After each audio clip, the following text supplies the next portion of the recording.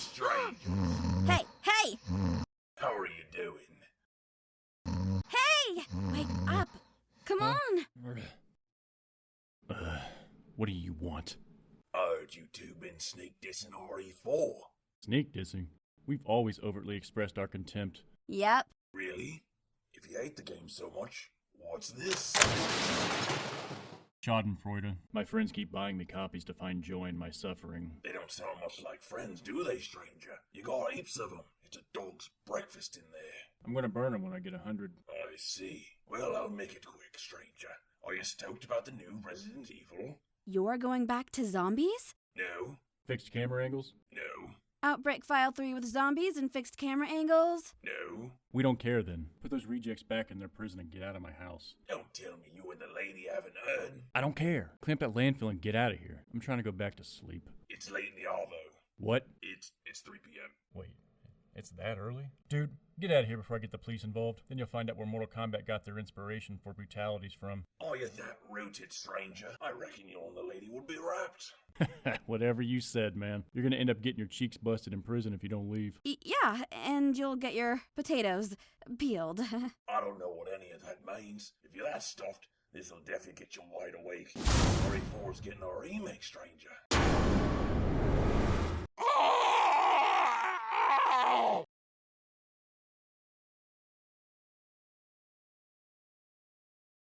When you take a look in the rear view, you don't need to be emboldened to say that the advancement of video games and the technology used to accommodate them has been substantial. Verily, it's been exponentially substantial. One glance between the 1950s archaic model of Virtual Tennis on an oscilloscope and Mario Tennis on a Nintendo Switch make these colossal technological advancements undeniable. From an oversized apparatus straight out of a Fallout game to an entire entertainment system you can hold with one hand, we've had quite the journey. The options were much more limited due to what the tech was capable of allowing over half a century prior. Imagine trying to brainstorm with a full room of like-minded engineers about how to make a game of Pong more enjoyable. You won't believe the solution. You make the ball's speed increase after each subsequent return. That's it. It didn't stop there. You could even get screen overlays for your television set to play the same game on a new coat of screen. Hey Desh, wanna play some Pong? Nah, not really. Let's play hockey instead.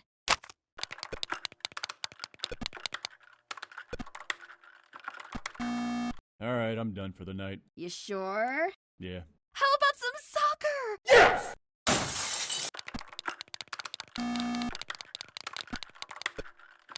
As you can see, there were some deficiencies during the advent of video games. Not only in functionality, but options.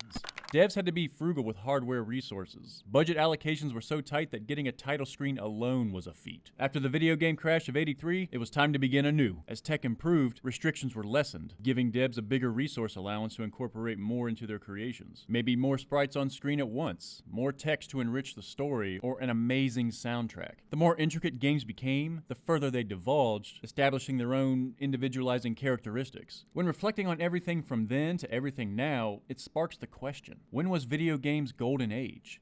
And depending on whom you ask, you'll receive a melange of answers. Some say it was the 70s, some say it was the 80s. You'll get the 90s and noughties and even the twenteens. Part of me wants to say that the answers are heavily influenced by nostalgia. That same part of me doesn't blame you at all. I mean, even though it was before my time, I'm sure grabbing that leaf and witnessing Mario take to the air in SMB3 was jaw-dropping. Or throwing a dude through an arcade cabinet in Streets of Rage 2 may have been the most awesome thing you've ever seen. Witnessing Aerith get kebabbed, watching the water in Oblivion, exploring your inner masochist by playing user-created levels in Mario Maker. Yes, I did that because I'm pro-torture. Like putting your Sims in a pool and then removing all of the ladders. Or how about slaying that dragon in Skyrim for the first time?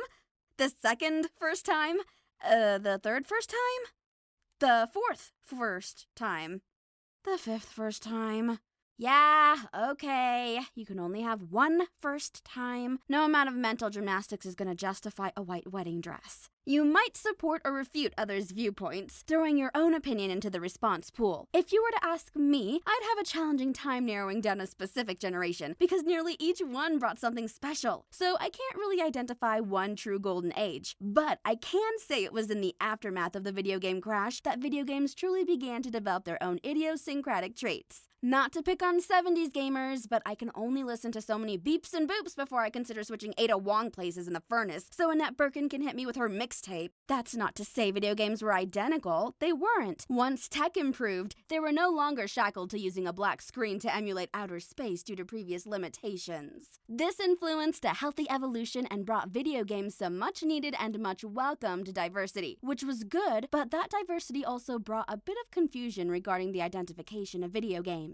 Now, obviously, you can identify a game. Gran Turismo is not Mario, and Mario is not Lamentum. The context in which I'm speaking of is the type of games they are. All three satisfy the Merriam-Webster definition of video game: an electronic game in which players control images on a video screen. All are part of the video game conglomeration, and each may share a handful of similarities between one another. In spite of this, video games were chiefly disparate. Gran Turismo is a racing game pitting you against other drivers to lap a course as fast as possible. Mario is a platform game which you must traverse a course while given an allotted amount of time. Both have measures of time and encourage efficiency in regards to level completion. Both have distinct courses, and both require you to navigate amidst other inhabitants of these courses. Yet, these games are very different. In GT, zooming through the track as fast as possible not only gets you a good time, but finishing in first place is the ultimate goal of a race, after all. It's how you win. If you expedite the completion of a level in Mario, you may get some extra points, maybe an extra life, but it's not integral to the completion of the game as a whole. Just make sure you don't run out of time. Colliding with other racers may result in a reduction of speed in GT, while a collision with an enemy results in direct damage and/or a loss of life while playing Mario. When we isolate these two from all other games, their characteristics are very distant from one another. Now, when you introduce them to Lamentum, they appear to be closer in proximity. Lamentum punishes you breezing through its environments. You're persuaded to avoid enemies rather than intrude their personal space. The gameplay loosely coerces you to take your time, something that's contradictory to a racing game or time-limited platform game. So, when you look at all three, GT and Mario seem much more similar to each other relative to Lamentum. This is just a minuscule example within the ever-growing and ever-diversifying world of virtual entertainment. Categorizing is what humans do. It facilitates navigation and more efficient use of your cognitive resources. As video games became more prolific, archiving them into catch-all category wouldn't suffice. Some games you raced cars, some games you fought against other players, some you built a city. With so many types of games and their gameplay elements either slightly or radically similar or dissimilar, the necessitation of a taxonomy of sorts was undeniably warranted. Once the genres and subgenres were established by deeming select characteristics constituents of said genres and subgenres, you could get a better understanding of what the game played like before you even played it, or locate them easier when on your next shopping spree. What's an action-adventure today? Hey, Wind Waker! All right! Oh, you again. I don't recall there being a trash can genre.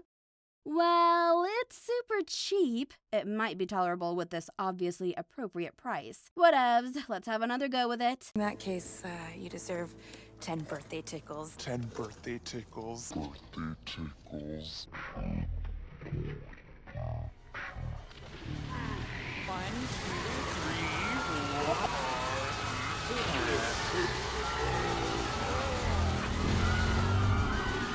Nope, still bunsy. While video games offer a myriad of genres and subgenres to explore and observe, the one we want to focus on is this one, right here. Action-adventure is an amalgamation of, well, the action and adventure genres. It takes the engaging scenarios of action that require laudable hand-eye coordination in conjunction with instantaneous reflexes to overcome them, and the more languid-paced exploration and puzzle-solving of adventure. A sign of the action-adventure genre is one of my absolute favorites: survival horror. See, after time, game developers had acquired a better understanding of quality game design as a whole, grasping some acknowledgments. Infinitely spawning, overpowered enemies? No. Passwords longer than a Russian novel? No. One-hit deaths regardless of the amount of life you have remaining? No. Start at the beginning of the game when all lives have been exhausted? No. Equipped with the knowledge of what was and what wasn't best received, they began honing what worked. As a result, games were affixed with a handful of motifs that still exist today. 3 lives, some continues, mid-level checkpoints. Passwords became superannuated due to the incorporation of save files. These were only a few examples, and they soothed a lot of the frustration that was aroused by the naivety of early game design. There were QOL changes that made games a bit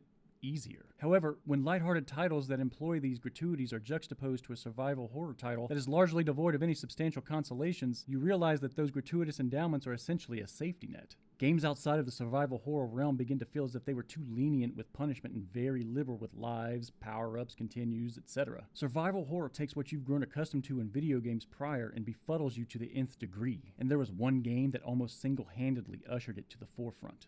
Resident Evil. It was incredible, and we were rewarded with a number of sequels over the years, some better received than others. Each subsequent release added a few extras to optimize and facilitate gameplay, some great, some not. Regardless of which implementations were praised or scolded, they didn't alter the identity of Resident Evil as a whole, staying wholeheartedly devoted to the recipe that converted out-of-genre tourists into permanent residents. Resident Evil burgeoned a humble village into a metropolis of survival horror fans, an accolade not garnered by the more pioneering titles that were essentially the natives of the unnamed genre. From its nascency back in 1996 through 2002, Resident Evil reliably delivered a faithful survival horror experience. Then, Resident Evil 4 was released and completely fucked it all up. And look, this isn't some low-effort troll attempt to incite an online riot or me using hyperbolic terminology to exaggerate the effects 4 had on the franchise. I mean it when I say Resident Evil 4 ruined Resident Evil. Resident Evil 4 is a game masquerading as a Resident Evil. Aside from the name and a few returning characters...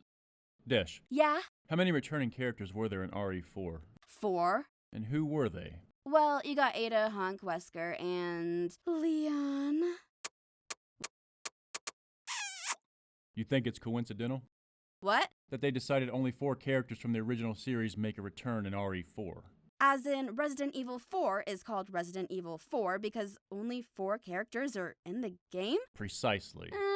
Dunno. I see where you're going with this, considering CVX was after 3, but I'm gonna declare that inconclusive. Fair enough, but there is something else that's been bothering me. Go on. The number 4. What about it? In China, 4 sounds similar to death. The number 4 is pronounced S, while death is pronounced S. Maybe Resident Evil 6 should actually be pronounced as Resident Evil 6, a cryptic message that foreshadows Resident Evil's death as a series. Oh my god, really? Where do you come up with this stuff? Am I wrong to make that connection? Well, RE4 isn't Chinese. It was made in Japan. Sorry for that long introduction. I just don't want to be that person who gives an unsubstantiated opinion to get a rise out of you. With that said, let's take a look at Ari's heritage. In the survival horror world, Ari can be traced to quite a few games. You had Hunt the Wumpus, with the limited crooked arrows, and a monster on the hunt. Nostromo was a simple game where you attempt to collect various resources and transport them to a safe room while avoiding an alien nemesis. You had Haunted House, find all the pieces to an urn while being chased by various things. Inventory was sorta kinda limited. You could only pick up the pieces of the urn if you weren't holding the scepter, which grants immunity to ghost attacks. Like Nostromo, you were collecting items to advance the game. Monster Bash with limited ammo, 1 zap per charge. 3D Maze with its claustrophobia-inducing navigation, while again running from a nemesis. Alone in the Dark with its exploratory, atmospheric fixed camera angle, puzzle-solving gameplay. Like Alone in the Dark, Clock Tower utilizes atmosphere and puzzle solving. And a nemesis. Also, September 28th, daylight. Now, the most recognition for the birth of Resident Evil, which is another piece of video game antiquity known as Sweet Home. Released on the Famicom, a group of 5 explore a large mansion looking for a famous artist's hidden paintings. Numerous supernatural beings plague the labyrinthian household and begin hunting the newly arrived guests. Limited resources, blood and gore, a large tenement to explore, puzzles to solve, story pieced together from scattered notes, multiple endings, multiple potential survivors, character-specific items, and doors. Yup, doors. Sweet Home's director, Tokihiro Fujiwara, had always wanted to create a remake, so to speak, of Sweet Home to give it the embellishments that the NES's hardware couldn't accommodate at the time. When Sony released the PS1, he finally had what he needed to foster those upgrades he'd been wanting for years. Unfortunately, Capcom no longer had the rights to Sweet Home. Not to be deterred, he applied the elements from Sweet Home and a few extras to what became Resident Evil, giving it, future games like it, and retroactively adding its ancestral titles to the now official genre.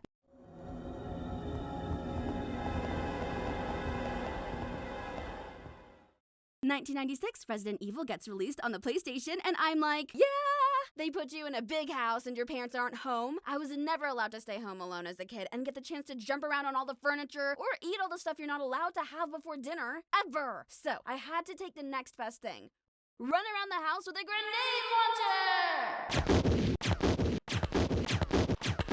I learned very quickly that my overzealous approach was a wee bit problematic. This is where survival horror shows you that the approach you've traditionally defaulted to in video games is no good here. Just think about that for a second. The game instills you with a true feeling of fear almost immediately. Humans are truly creatures of habit. Habits take time to stay, and you need multiple opportunities to repeat something until it can become a habit. And since you remain alive time and time again after each repetition, it becomes familiar. And familiarity is seen as a positive because familiarity equates to a feeling of safety. Now you need to navigate an unfamiliar mansion with unfamiliar controls. You're alone in the unknown, and the unknown is a universal fear. You can't haul ass through the mansion, mowing down every enemy you see like it was Mario or Sonic or Doom. It was an anomalous experience for me, and it cultivated a strategic approach within me that was previously absent. I found myself becoming more cautious than careless. I evaded unnecessary engagements more often. I was collecting and saving items to the point that one could declare me a hoarder. I was now contemplating my actions and the ramifications that were much more distant. No longer was it, how do my choices at point A affect my point B or C? It was, how do my choices at point A affect XYZ? This game necessitated a methodical approach, unlike a typical action game. This is because action games tend to focus on immediate futures rather than distant ones. Most games, if not all within the action genre, incorporated a lot of obstacles that could be toppled immediately. Resources weren't really a thing to be mindful of then. In Mario, you didn't actively exhaust any type of resource needed to dispatch an enemy. You could jump as much as you wanted because there wasn't any consequence in regards to a stamina meter, such as the one in Dark Souls. You could throw as many fireballs as you wanted because there wasn't an MP gauge dictating their frequency of use. Hit points and lives are a somewhat limited resource, but they can vary in affluence due to hit points being affected by power-ups and the awarding of lives determined by the one-up blocks in various levels or consecutively bouncing off of a chain of enemies. The only true limited resource is time. Between impeding enemies and depth level navigation,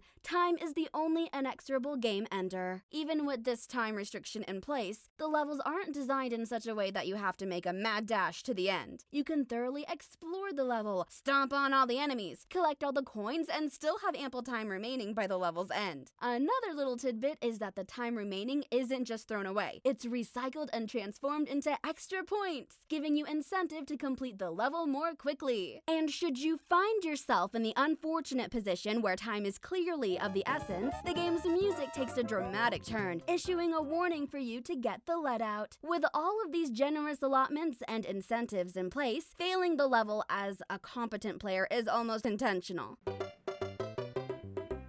This is what makes action games so addicting. There's practically no real threat outside of the immediate area you're occupying and or the enemies you're attacking. You can set aside the critical thinking and telescopic foresight. Beat 'em ups are the quintessential example of living in the present. No haunting past, no anxiety about the future, just rate them hands-E for everyone. It's easy to lose track of time with these types of games because they're joyous, mindless fun. Resident Evil required a bit more of you than just your reflexes. You needed to contemplate every move. Enemies in an action game are dealt with as soon as they encroach upon your vicinity. In Resident Evil, you're planning your course of attack against enemies that may not even exist. Once you have the courage to venture into dark territory and leave that safe room, you've got no idea if there's a group of enemies waiting for you. So you doomsday prep to the best of your abilities. What weapon should I take? How much ammo? Extra heals? What if I get poisoned? Will I need to use this item later? This is no longer a game of checkers, it's a game of chess. Reckless abandon may work great in fighters, beat-em-ups, or platformers, but it's almost useless in Resident Evil. All of the feedback from destroying enemies in those games encourages you to attack, giving you a reward, be it points towards a high score, extra life, or whatever. In Resi, you don't have those inducements. You gain nearly zilch with the exception of a safe passage on returning pass-throughs. What's worse, unlike action games where your assets can be restored or unlimited, your assets lie within the realm of finitude in Resi, evoking the feeling realizing that you have much more to lose than you do to gain. Killing an enemy isn't a simple choice, it's a commitment. Once you follow through on your commitment to either kill or let live, re-kill or leave undead, unalive? Re-alive? Whatever. You know what I'm saying. Challenging or ignoring the enemy is a commitment such that the decision will affect your virtual life for the rest of the game. Once you use that can of first aid spray or that last can of fizz, they're gone for good. Till death do you part. Wrapping up her history lesson on survival horror and how Resident Evil's design profoundly differed from other genres titles at the time, we can make note of a handful of Resident Evil's characteristics. We'll investigate these characteristics, how they're applied to Resident Evil, and how their dilution or absence in RE4 was ruinous to the entire franchise. This approach allows us to utilize these characteristics to segment the video in order to facilitate topic transition and digestion of information. It also ensures that the video doesn't become too tangential, because you've got two irrationally passionate and pissed off Resident Evil fans about to unleash years worth of inner conflict upon a game that refashioned every element that made the franchise great. Yup, you know the book Itchy Tasty, dedicated entirely to the Resident Evil games? If not, it's pretty good if you're a fan of RE. I'm assuming you are, since, you're here. Well, it just so happens that we have our own book available. And this is exactly what we're going to get.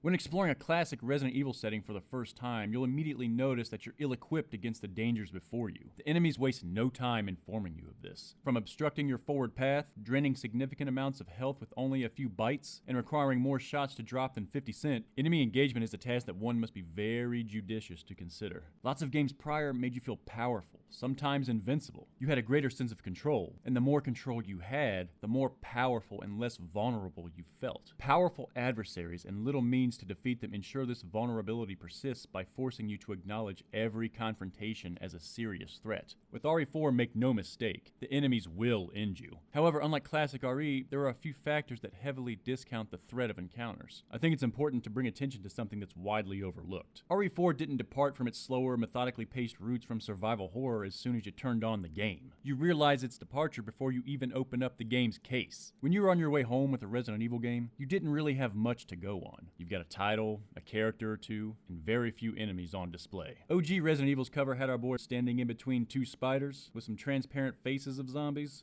Maybe 6. When it came time for a sequel, Resident Evil 2 simply had a zombie looking from behind a door. Nemesis had only the titular character slightly obscured. Code Veronica had Alexia in the Redfields. By the way, there's leaving little to the imagination regarding your affiliation when you've got Claire wearing more red than an uncooked steak. Wait, are you... Blair and Briss Redfield? Rebecca Bambers. Rebecca. Remake only featured Jill tussling with a single zombie. And Zero, no enemies, just the protagonists. RE4's cover is inundated with enemies. It's Leon, and he's standing with 20 of them. This might appear trivial with a cursory glance, but after you've played the game, it appears more consequential. That's when you realize the cover art itself foreshadows the profusion of enemies. In Remake, there are roughly 60 zombies, including the ones that can be avoided by never returning to certain areas. RE4 has 1/3 of Remake's entire zombie population on its box art. You eradicate nearly half of Remake's zombie pool in the first 10 minutes before you reach the in-game title card. This fulsome enemy population is ruinous to Resident Evil. It's a popular argument such that one of survival horror's indispensable characteristics is that of finite resources. And I'm in accord with this argument. However, the amount of enemies is equally significant. The amount of enemies you encountered in OGREs was miserly relative to 4. This modest population is nearly paramount because the more exposure you have to the enemies, the more desensitized you become. When creating a horror game, desensitization is one of the most formidable obstacles to consider. Psychologically speaking, a popular method to reduce the amount of fear of a specific entity or situation is to gradually increase your exposure to it. Let's take acrophobia, for example, the fear of heights. Those with an irrational fear of heights have a tendency to over-exaggerate their altitudes when off the ground. What is 15 feet may seem like 30 feet and so on. If you increase the height level incrementally and for longer durations over time, the amount of fear they experience will be reduced. That's great in real life, but it's detrimental to the horror atmosphere. If you're desensitized too quickly by encountering exorbitant amounts of macabre too often, the game relinquishes the very atmosphere it set out to create. This overexposure habituates you to the enemies too quickly. By the time you exit the canyon, you may have eradicated eradicated every zombie from Remake, and you're not even an hour into the game. Desensitization is essentially dilution of the thematics in horror. To name a few, fear of the unknown, vulnerability, gruesome acts and imagery. And Res 4 begins diluting them before you open up the case. You're already forfeiting opportunities to build a bit of suspense with this approach. Yeah, you may think it's so minute that it doesn't matter in the grand scheme of things. Tell that to a master chef. They use everything at their disposal to create depths of flavor. The earlier covers revealed very little of what you were going to be facing. Res 4 just throws everything out in the open. You're introduced to a single Granado at the beginning. You drop him with a few Mercosets, then the cavalry arrives and locks you inside the house. Since you can't exit through the door, you're forced to evacuate through the window. Set his boys' alarm clocks for eternity 30 a.m. and move along. Save Doggo, put a few more enemies to bed, then you're off to the village. This section acts like a playground that lets you rehearse what you've learned thus far while simultaneously acting like a classroom, educating you on the ability to barricade entrances, the ability to climb up ladders, the ability to knock down ladders, the ability to jump down to lower levels, and the ability to hurdle over obstacles. In addition to combat, you're also being informed of the inclusion of one-hit kill enemies, random item drops from enemies defeated if none were witnessed previously, enemies employing tactical operating procedures, and a first look at the vast amount of enemies you could potentially face at once. You massacre this village before everybody goes to bingo, then you get the title card letting you know that you're now playing the game. And that section of gameplay, like the cover art, portends to the new style that which not only Resident Evil 4, but those that follow must be played. Substituting methodical approach and foresighted thinking with a heavy reliance on fast reflexes and split-second thinking, traditional elements of an action game, the game shifted from survival horror to action horror. And with that, Rez's approach to instilling fear went from all-around scarcity to all-around abundance. This meant constant mobs of enemies. The village, mob. The canyon, mob. Outside the church, mob. The house, mob. Guard post, mob. Castle storage room, mob. Chandelier hall, mob. Cage room, mob. RPG showcase, mob. Castle bridge room, a mob within a mob within a mob. Chopper escort on island. You got it right. The game attempts to elicit fear by disallowing you time to relax from the onslaught of enemies that it repetitiously exposes you to. The disparity in regards to exposure heavily affects how you view the enemies in their respective games. Encountering enemies is enticing in Res 4. Enemy encounters in Classic are intimidating. Because OGRE had a sparse enemy population, they had to compensate to ensure that the enemies remained formidable. They did this by 1. Affording them more health, 2. Giving them a high damage output so that if you're hit hard, and 3. Maintaining an exiguous amount of means to eliminate them. I hear you. RE4 enemies had a lot of health and had high damage outputs too, and you're absolutely right, they did. However, there were a few additions and alterations that made these points irrelevant. Placing them all under an umbrella, they were soft RPG elements. Welcome. 1. Weapon upgrades. The ability to intricately customize your weapons, from magazine capacity, reload speed, firepower. This was a way to create offensive symmetry between the hero and the villains because the villain's armament would graduate from sickles and pitchforks and chainsaws to maces and shields and crossbows to shock sticks and Gatling guns and turrets to some ferrofluid getting hit with the bass from some dubstep.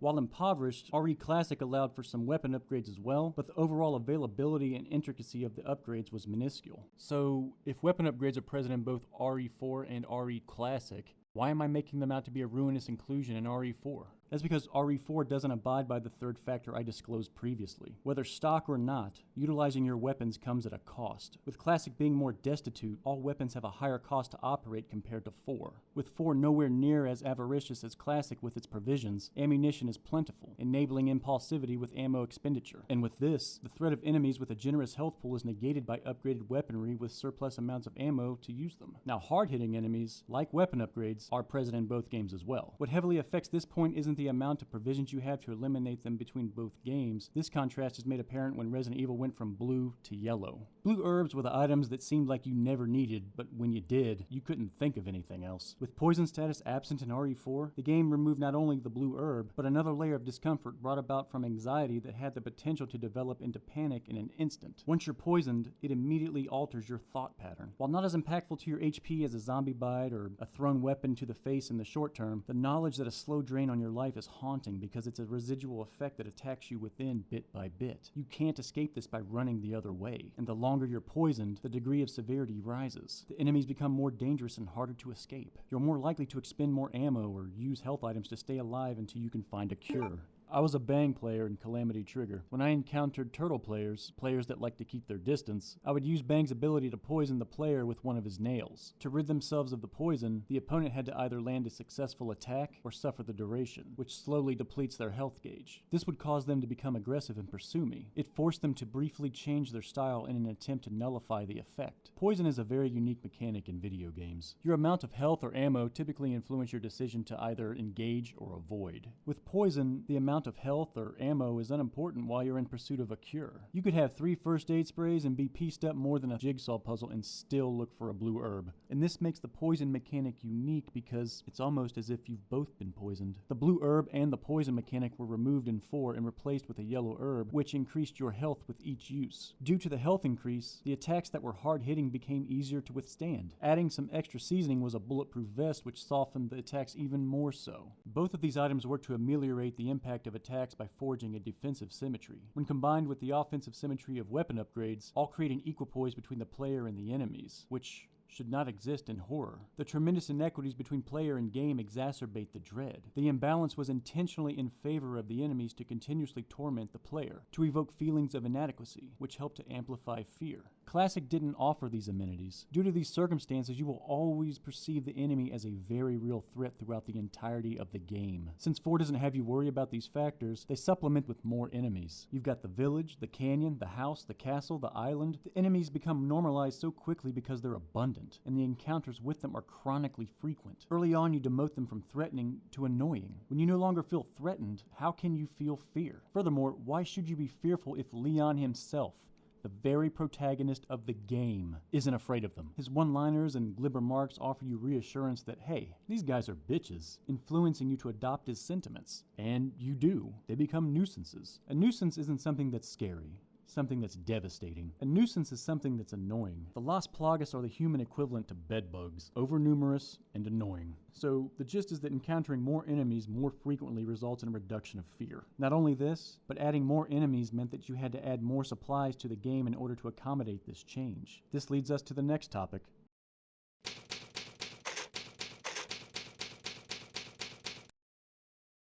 Resi 4 was way oversaturated with enemies. To help with the near exponential population growth, they had to make resources all round more plentiful. And they did.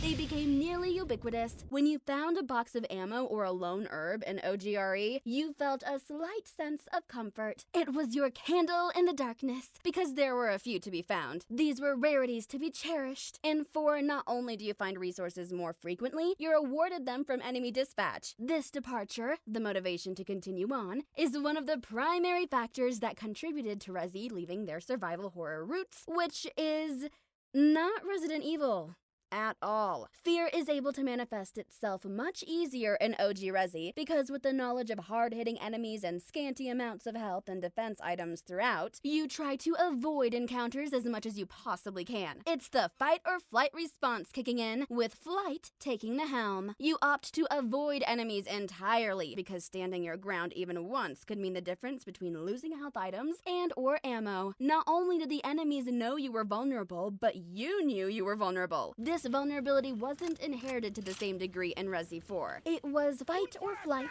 yet again, but this time, it was fight that runs the show. As stated previously, the game awards you for deading dudes. Resi 4 definitely wants you to murk everything in sight. Occasionally, when you down a foe, you're awarded some items, be it more ammo, health, or money. And because it's occasionally, the rewards are dispersed at random. This is essentially a token economy due to this randomness. It's what keeps you on the offensive because you're constantly thinking that killing just one more enemy could get me the cash needed to get the next weapon upgrade, storage space, or a new weapon entirely. You're rarely without surplus ammo. If you are, all you have to do is prescribe them with some Mississippi aspirins, and you'll be rewarded eventually. This is just subsistence farming now. My father's side of the family are Eastern Europeans with deep Romanian and Slavic roots. We could tell you all about subsistence farming back in Romania, just enough to get get by. Maybe a little extra, but that's it. RE Classic had a few instances that you were rewarded with items after defeating boss-level enemies, such as Tyrant from RE2 or Nemesis from RE3. But that's the thing. These weren't entry-level opponents, nor were these encounters constant. So if RE Classic didn't want you to engage the enemy, how did they keep you moving? Exploration. You know, escape is uncertain should you remain tucked away in the corner of a safe room. You'll always be thinking of what is out there waiting for you. It could be a hunter waiting to rip you to shreds, but there could also be an FAS in the adjacent room, or some ammo for your shotgun, or maybe a powerful weapon like the grenade launcher. With no other discernible way to acquire items, you need to forage the environment for provisions, and these rewards' values are contingent on your current circumstances. It's not reward itself that matters, it's your perception of the reward. Wants and needs aren't the same things. Wants improve the life you're already living. Needs ensure you have a life to live. Wants are planned future acquisitions. Needs require urgency to obtain. The closer something is to a want, the urgency to obtain it lessens. However, once something is perceived as a need, depending on how much, it can potentially supersede everything else. When this happens, the thought becomes intrusive. In essence, both are temptations. The trade-off value, what is potentially lost for what is potentially gained, lacks constancy. You're not gonna risk it for a green herb when you're in fine status with an FAS to spare. Ammo is too precious. But if you're low on health, that precious ammo becomes expendable, and that need for the green herb blinds you to the risk of getting a boob bit off. You're like, it's just a boob. Who cares? With the knowledge of how these motivational factors operate in their respective games, the ramifications of each become less obtuse, with RE4 incentivizing you to kill enemies by rewarding you items on occasion. And you're not only being rewarded said items, but you're also clearing a safe path by dispatching them. With RE Classic, you're only acquiring items by exploration. Without the affluence that RE4 provides, enemy dispatch is something that needs to be thoughtfully considered because the circumstances present weigh heavily on your decision. To fully appreciate the importance of this, we'll move on to our next section.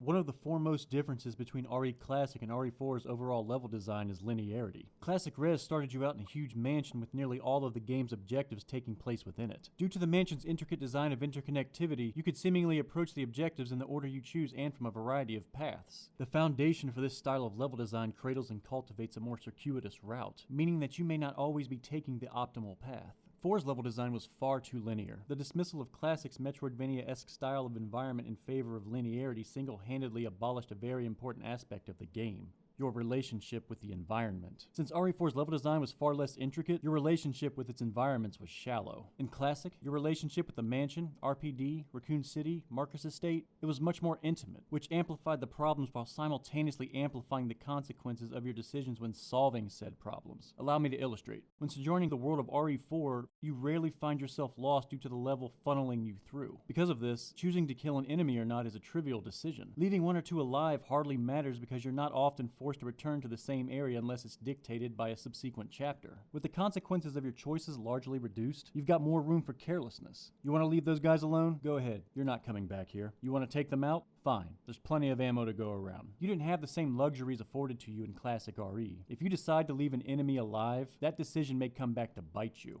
Pun intended. Even if you decide to clear a path, you need to be as economical as possible with your goods because the enemies don't offer free refills. With Remake taking it a step further, you needed to determine if the disposal of a corpse was worth the trouble. Should it be considered, you need to sacrifice another resource: your inventory space. If you're over-encumbered while exploring, you may not have space available for the items you find. You juked a bunch of enemies, just barely getting by. You find some key item ahead, but you don't have the space to carry. What do?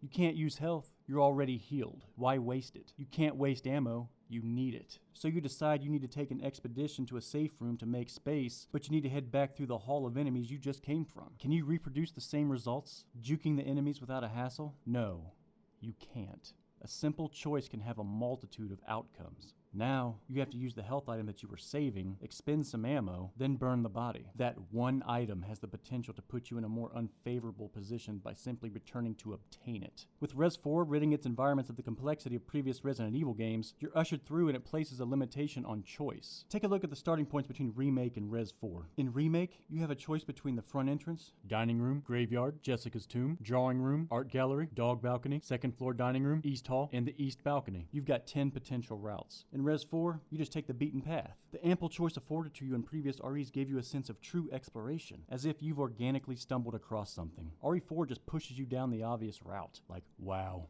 I never would have thought to go that way. Deliberating choices is haunting in its own right, and the more choice you have, the more dreadful choosing a choice or the uncertainty felt by the choice you've chosen can be. To paraphrase, what this basically means is that while some choice is better than none, more choice isn't always better than some. It's often assumed that more choices are ultimately better than fewer choices. In actuality, this can lead to a paradox. Presumably, if you want to live, you have to acquire the bare necessities. If you've only one food source available to you, you have no choice and have to eat that food because life is coercing you with death. Similar to a warpless playthrough in Mario, other than the castles, if you want to beat the game, you need to reach the flag at the end of each stage before the time limit. The inability to backtrack is a reminder that you shouldn't ruminate on the past because, as Lady Macbeth once said, what's done is done. As with a single food source, you can't ruminate on the choice quality of your last meal because you didn't have a choice of what to eat. Again, as Lady Macbeth once said, that mac and cheese slapped so hard I'm filing assault charges. The commonality both of these scenarios share is the absence of concern regarding what you've done. There's only one type of food to eat, only one way to complete the stage, so you're not plagued with worry if you've made the best choice because there wasn't one to begin with. When you add a few options to the menu, you can begin to make comparisons, but with comparisons come trade-offs, which means you have to optimize your decision. With a simpler menu, this isn't too bad. Chicken and beef are clearly different and have drawbacks and benefits that can be reliably weighed. Need something hearty to keep you going through tough weather? Beef.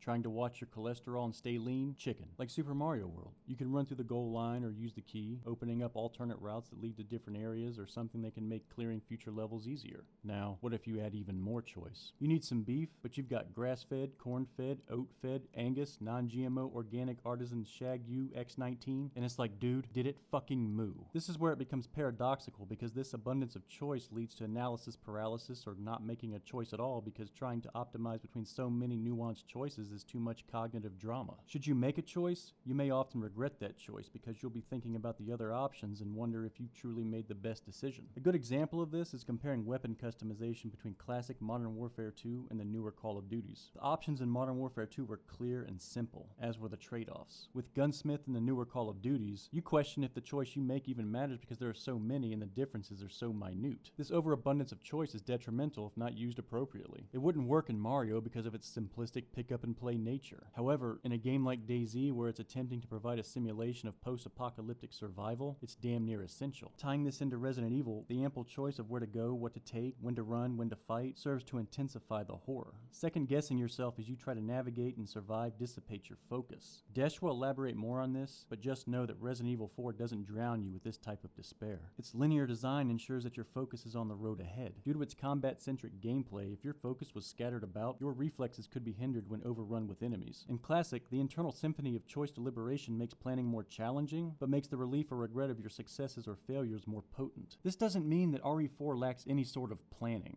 It's there to a lesser degree. RE4's planning is more short-sighted, with most of its objectives to be completed promptly. With the canyon as an example, you're supposed to fight your way through and reach the gate on the opposite side. When you reach it, you're informed that you need a key of sorts to open it. Given that the game heavily influences you to eliminate enemies and covertly shepherd you via a more straightforward, no-frills level design, you've probably cleared the entire area and collected both halves of the emblem before you reach the gate. After inspecting it, the game transitions to the inventory screen to remind you that not only are the key items stored here, but to remind you to check to see if you have the emblem halves on your person, just in case you forgot what you picked up during all that excitement. Wouldn't want you to waste your time by backtracking for something you already have because you neglected to check for yourself. Then, you've got this.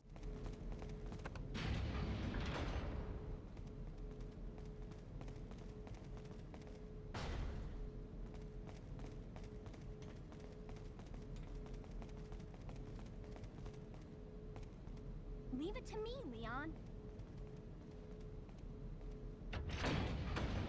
Did you really think that people wouldn't investigate the shutter after it got stuck? Especially after we've already witnessed Ashley possessing the ability to crawl under obstacles? What was the point of this other than to waste somebody's time? Classic RE3 had something similar at the Stagla gas station. You attempt to open the shutter with the rusty crank, but it breaks halfway through. Now you have to figure out how to open it with a broken crankshaft. I know it sounds like I'm being pedantic, but the circumstances between 3 and 4 are immensely dissimilar. If you haven't picked up the wrench, you're not entering the station. So now, you have to continue exploring to find the wrench, or return to a storage crate to retrieve it. In 4, you just turn on the power and head to the damn shutter. There's no danger of Ashley getting captured while raising the shutter from the other side. The regenerators are more than likely dispatched because you've witnessed how much money they drop after eliminating them. It just makes the entire act redundant and more of an inconvenience rather than something consequential. There was another piece entirely in 3's scenario, and that piece, as well as all other pieces, taxed your inventory space. Even if 4 required some type of key item to operate the shutter, it's still not as impactful as 3 because unlike 3, key items and treasures are stored in a separate inventory.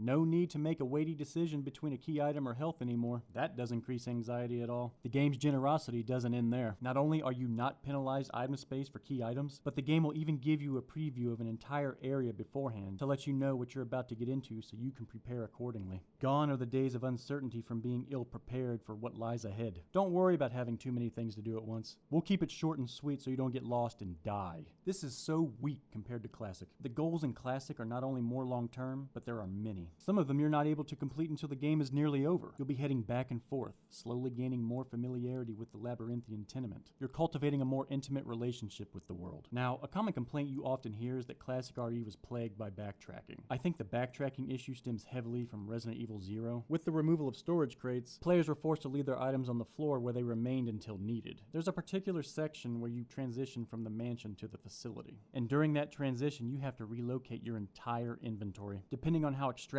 or frugal you are, this journey could take as few as 1 or as much as 3 or more trips. Backtracking seems to have a negative connotation. Even uttering the word can elicit the dread of boredom. And I wholeheartedly agree that the backtracking in RE0 was tedious and unnecessarily time-consuming. Now, this wasn't bad because it was backtracking. It was bad because it was backtracking done wrong. Backtracking has always been a part of classic Resident Evil. No matter which one you decide to play, it's inevitable. Yet with the exception of 0, the games are able to mitigate the boredom aroused by backtracking. The primary measure they incorporate is giving you multiple goals at once. Within the first 5 minutes of Remake, you'll have a laundry list of objectives. You have to find Chris or Jill, find a sword key, find an armor key, find a helmet key, locate the emblems for the gate behind the stairs, solve the gravestone puzzle, figure out how to take the key without getting slaughtered. So many things to do. When you come across a piece that completes one of your goals, you'll immediately backtrack to the goal's point of origin. The key difference between backtracking in this context versus backtracking in 0 is anticipation. When you've found a key or an item that you know will unlock a new path or is the missing piece to a puzzle you've encountered previously, your journey back is exciting. You think, where will this lead? Will there be a new weapon, ammo, health,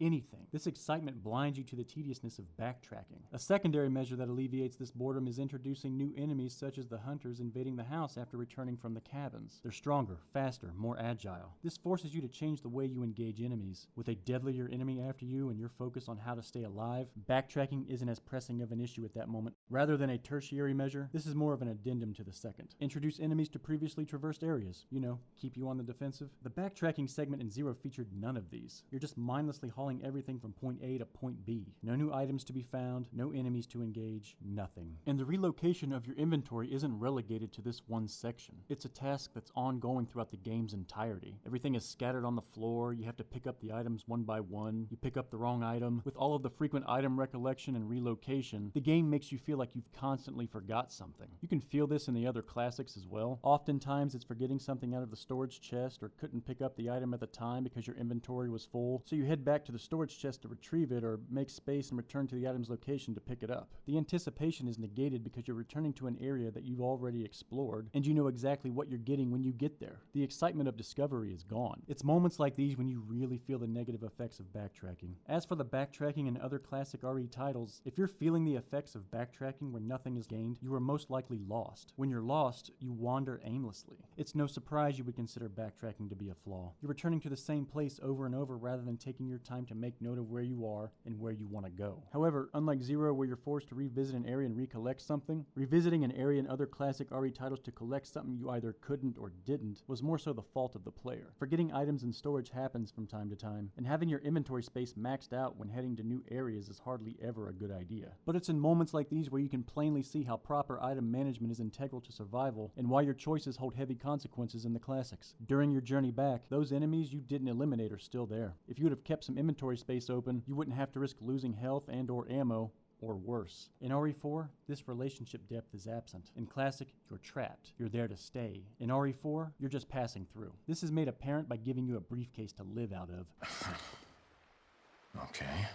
Item management was essential for survival in Classic. You had to find a delicate balance between ammo, health, and weapons while leaving room for any extra resources you may find as well as any key items, which utilize inventory space. RE4's idea of inventory management is nothing more than an OCD wet dream missing Tetris elements.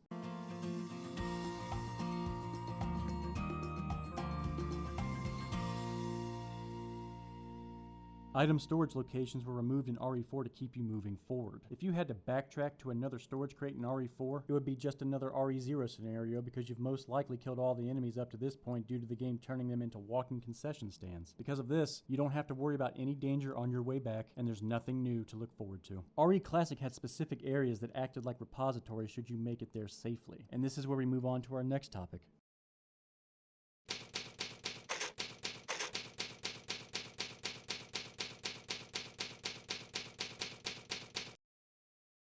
Another ramification of RE4 employing a more forward movie, less backtracky style of gameplay was it ultimately devalued the importance of the safe room. When you're having a rough time through the classics and you hit that safe room, you immediately feel a rush of relief. It provided a slight comfort amidst the terror you've been exposed to. And the soundtracks accompanying your stay really set the tone.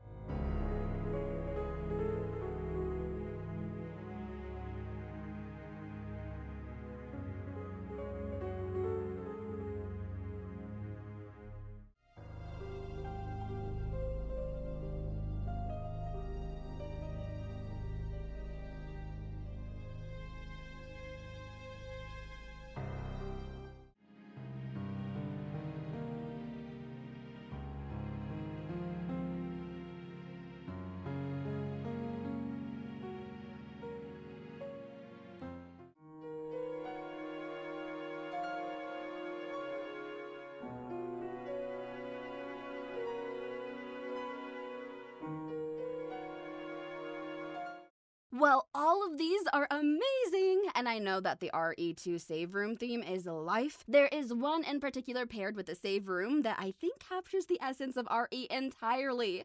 The first save room in Remake. The small space behind the stairs? It's an old storage closet, hardly ever entered, and it becomes your sanctuary. The soft light emanating from a small lantern makes you relax. Sadly, this inner peace is ephemeral. The sweet memories of a life prior are quickly combated by the horrors you've witnessed, leaving you in trepidation. The contrast faithfully reflects the very room you're in. You're safe, yet not. The dangers aren't here, but very near. Everything from the soundtrack, the presentation, the emotions, all of them coalesce to give the save rooms an eerie dreaminess, becoming a liminal space of sorts, an interstice between safety and danger. An interstice between serenity and dread. Resi 4's save areas lack this because you're a one-man army. Furthermore, RE4 has a key luxury not available to classic RE.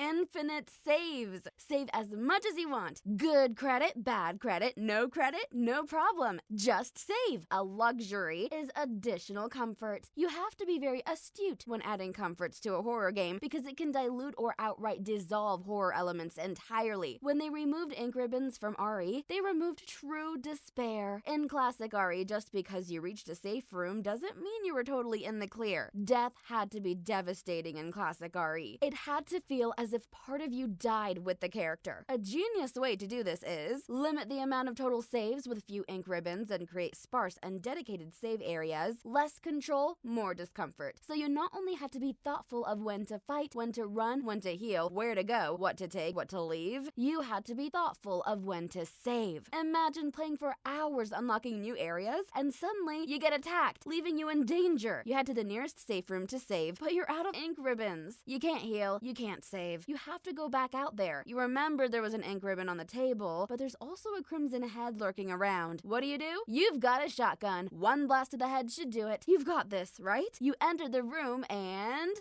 you fired too soon! Now you're taking the room temperature challenge. You've just lost everything you've worked for. Everything! Gone in an instant. That death killed the both of you. There's no continue, no checkpoint. You truly fear dying because there's so much to lose at any time. Because there's only so many ink ribbons you can't save every time you enter a safe room. You want to, but you can't. You deliberate when to save. Depending on the circumstances, it varies. You may be enticed to save often when health is low to give you a safety net, or only when entering a new area.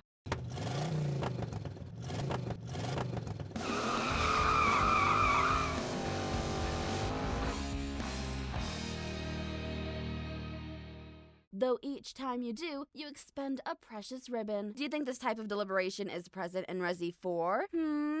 I'll give you a hint.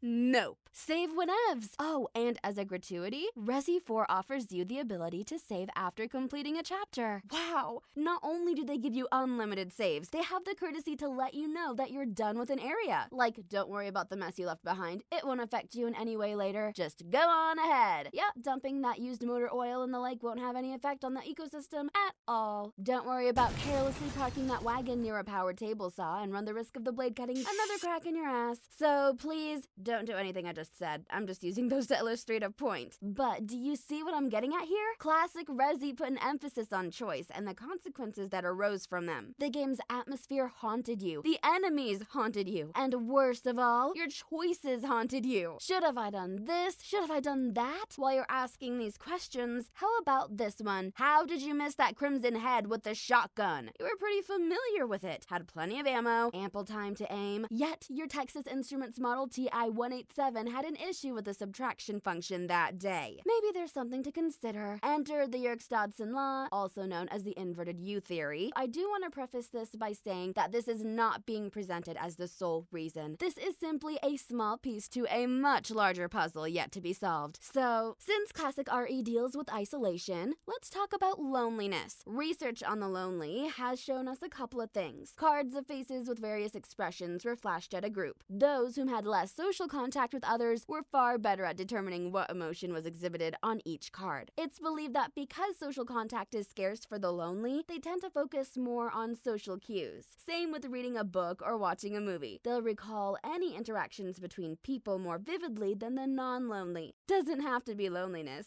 You can substitute loneliness for hunger. When you're hungry, you remember fine details of food advertisements, what food two people were eating in a movie you just watched, or remember more ingredients to a recipe briefly presented. The scarcity places these at the forefront. Your brain is actively shifting your priorities and diverting more attention to what you feel you need the most. This is a mostly good thing because if you're starving and don't consider eating a priority to stay alive, then you may be missing a nugget in your 5-piece. Now, can this instinctive prioritization of sorts be a hindrance? How about those lonely souls? The ability to read emotions should be beneficial. You'd know when to approach somebody, when to comfort them, when to stop being annoying. Pretty much, you'd know when to take a fucking hit. You'd think it would make making friends easier, right? I mean, if the lonely are good at reading emotions, having high EQs, then why is their favorite music artist most alone?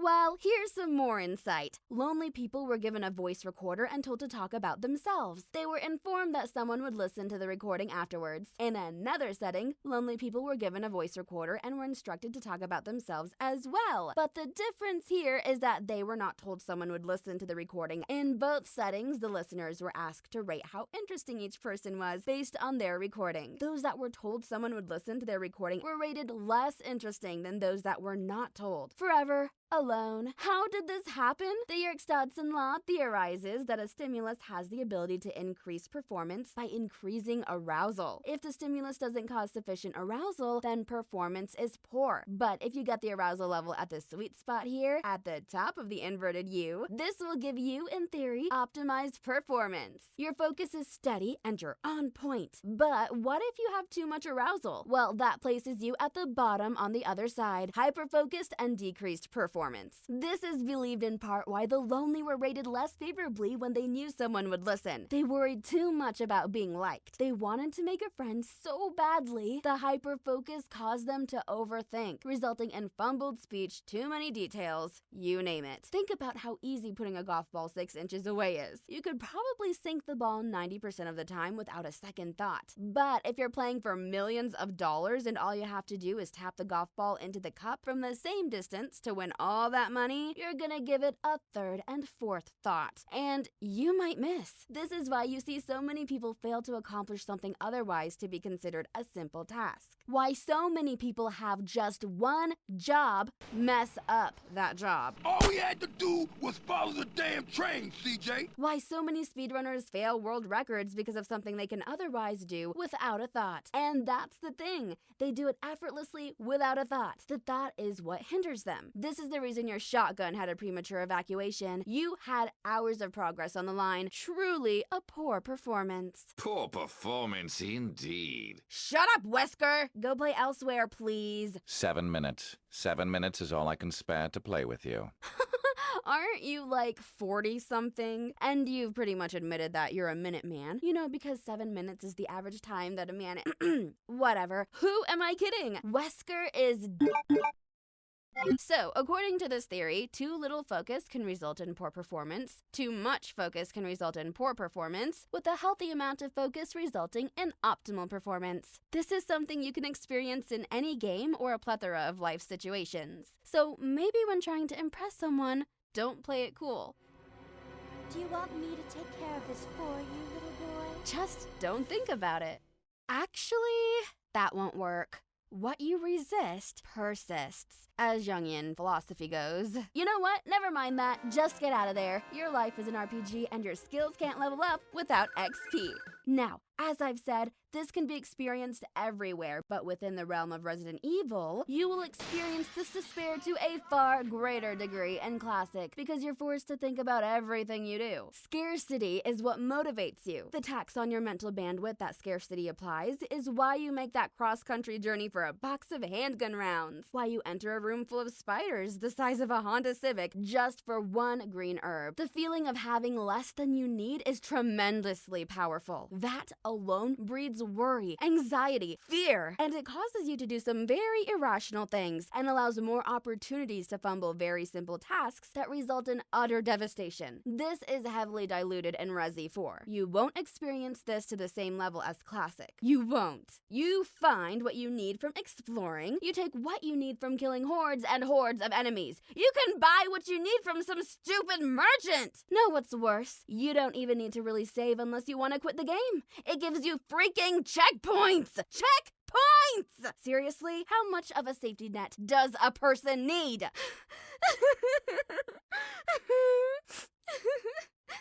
All right, maybe the checkpoint thing was out of line. I have to be fair here. RE4 didn't start checkpoints. It was Code Veronica. Now, we all know it's easy to pick on CVX, and it's because of the usual suspects. You've got the Tyrant plane battle. There's the jail key card puzzle. The unforeseen character swap between Claire and Chris that renders your item collection useless if they're in Claire's possession. And then, you've got the worst thing out of Canada since those murderous geese that turn your life into a Dark Souls game from a single encounter. No, don't. No, leave me alone! No! The world's most hated Canadian. Sorry about that little misunderstanding. Shut up! I'm sorry. I don't want to talk about it. It's all my fault. I'm sorry. I said I was sorry. Believe me, I know. I'm sorry. Your knight in shining armor is here. Steve Burnside. This dude is so annoying. Even though I know he's pretty much a juvenile with little life experience, he's still a dork. So yes, I definitely agree with this complaint. Same with the character swap and the keycard puzzle. Those are some pretty bunsy things that I could do without in the game.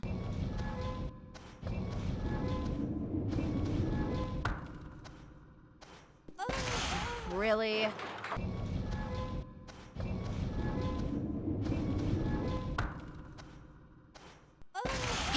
Really? This is annoying!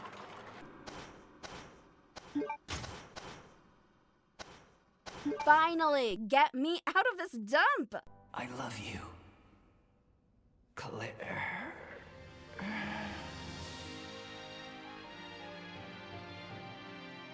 Steve? Steve? Steve? Really, Claire? Seriously? Romeo and Juliet's relationship lasted longer than you two did! They knew each other for what, 3 to 5 days? You knew Steve for like 12 hours, and you were about to get perved on because you were sleeping for most of it. Save the tears, because I'm not buying it.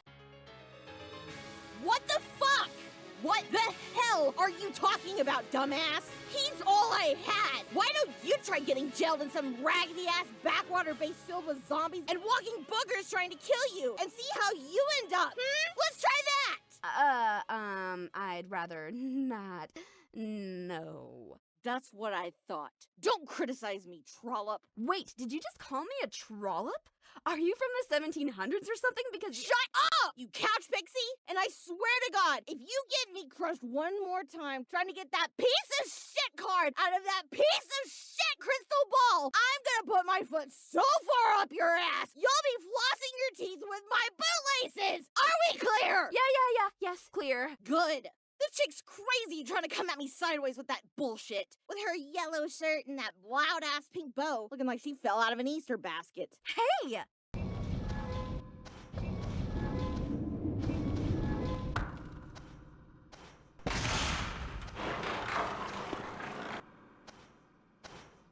I know you guys know about the Jill sandwich. Everybody does. But what about the Claire Eclair? Oh, that's it, bitch! Wait! Ah! Stop! No! Somehow, I'm still alive.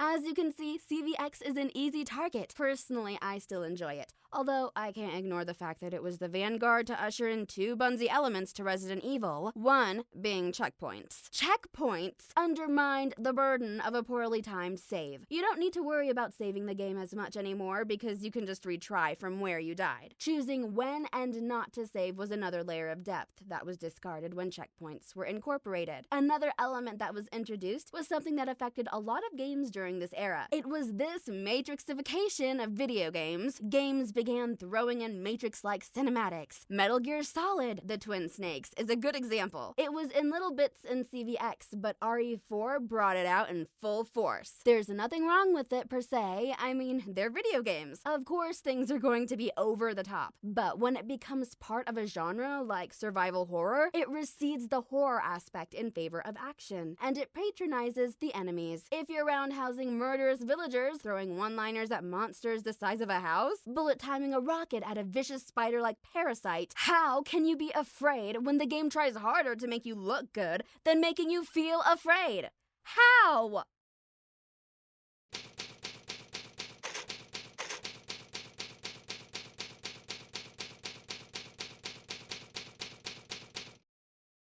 For nearly everything in existence, there's a list of requisites that must be present for them to exist. These requisites act as a genetic makeup of sorts, a recipe, if you will. An excerpt from a previous video can elaborate. If you make a jus, you can season it with salt, pepper, garlic, whatever. It's still a jus. But if you add flour or cornstarch, it's no longer a jus. It's now a gravy. Crepes and pancakes, similar batters. Without baking soda, you have a crepe. With baking soda, you get a pancake, aka Miss Thicklesworth.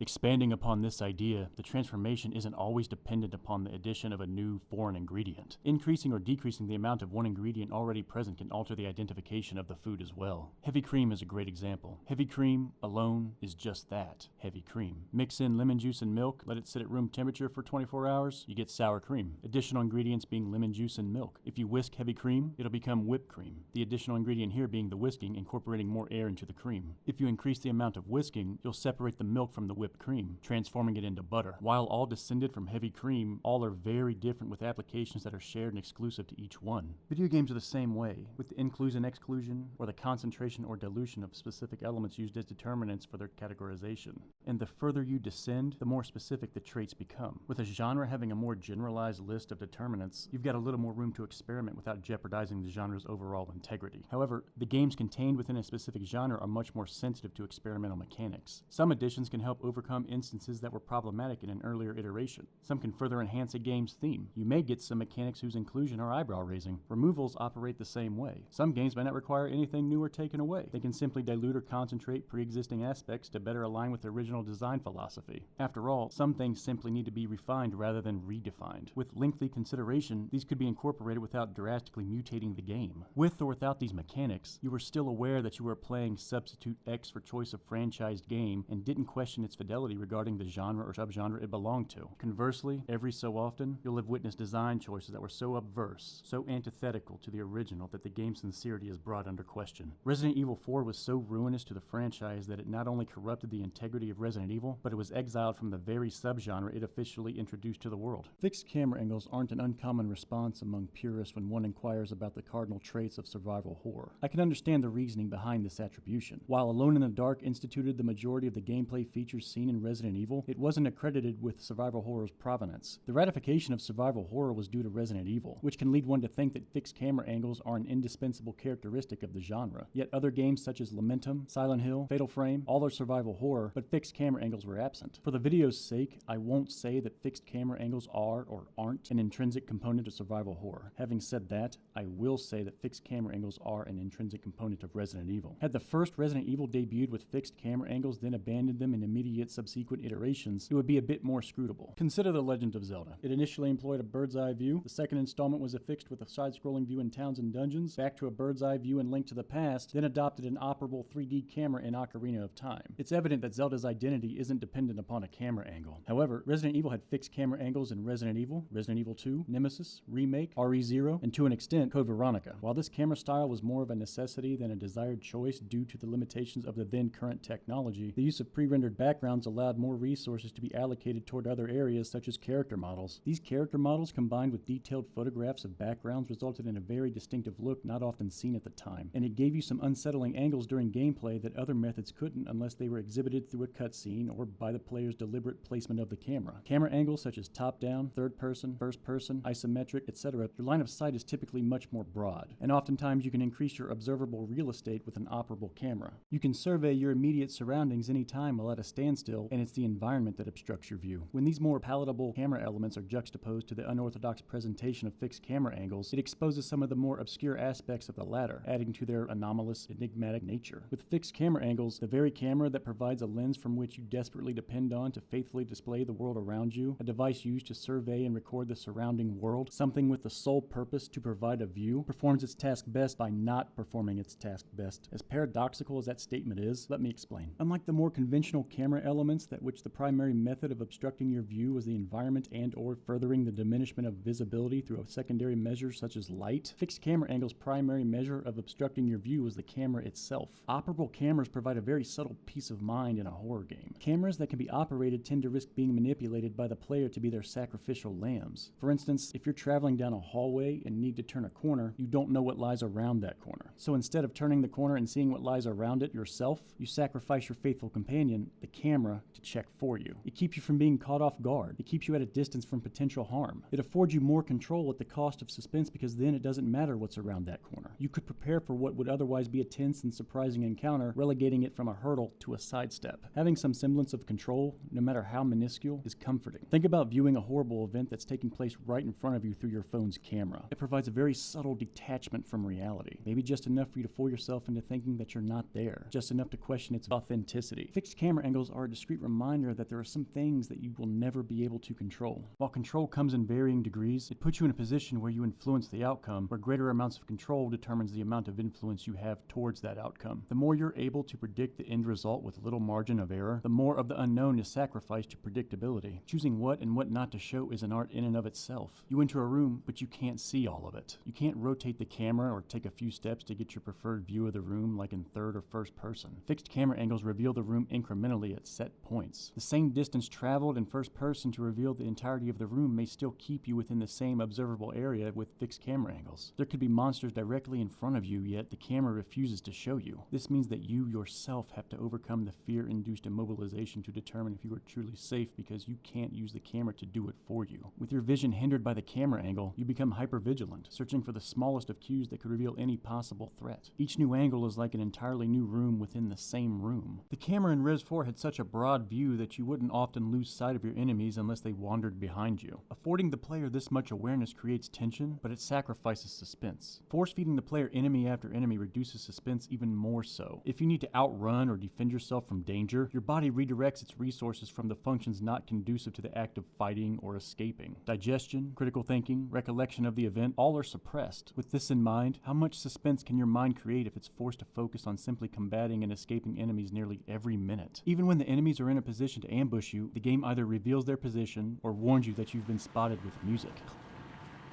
Classic had sections where music was played during certain enemy encounters as well, but this was largely during scripted events and didn't often occur until the enemy was made visible. This was more of an attempt to actualize the fear brought about by the suspense created during your journey, giving you a tense moment, providing a bit of relief after you've overcome it. Here's a great example from Silent Hill 2.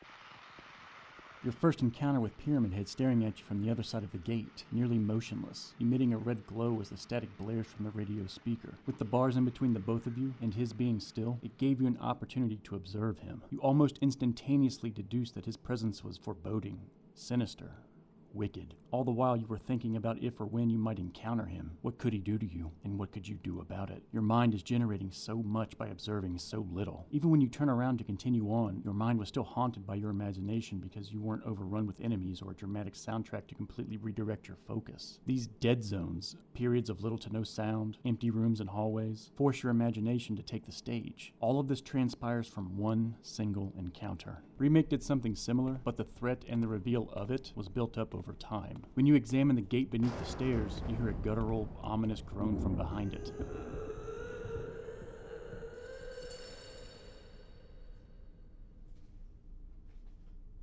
A bit further into the game, your teammate radios in, warning you that something is out there that can't be killed. Barry? Monster! James! Gun! Ineffective! It's it!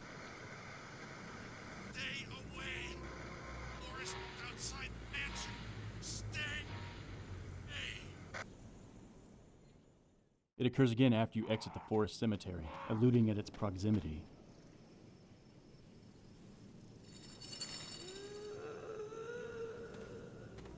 Your thoughts become more pervasive as you progress. You enter the cabin and hear nothing but your own footsteps and the crackling fire. The fire alone is foreshadowing what's going to happen. It's fresh with burning logs. Someone was here recently, and they're coming back. Just as the fireplace is stocked with fresh logs, the cabin has been stocked with a fresh visitor, or victim. Once you're ready to leave, you hear the door open, and if you're quick enough, you could catch a slight glimpse of the tenant. You might have waited with weapons fixed at the bedroom entrance, hoping for it to appear, but it doesn't happen. And because you can't control the camera to slyly observe what and where it is, you yourself have to move. Once your courage overrides your fear,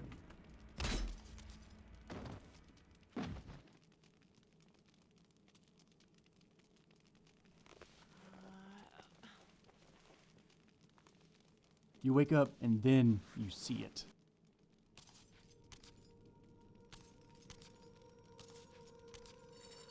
Lisa Trevor, in all her gruesome, gory glory.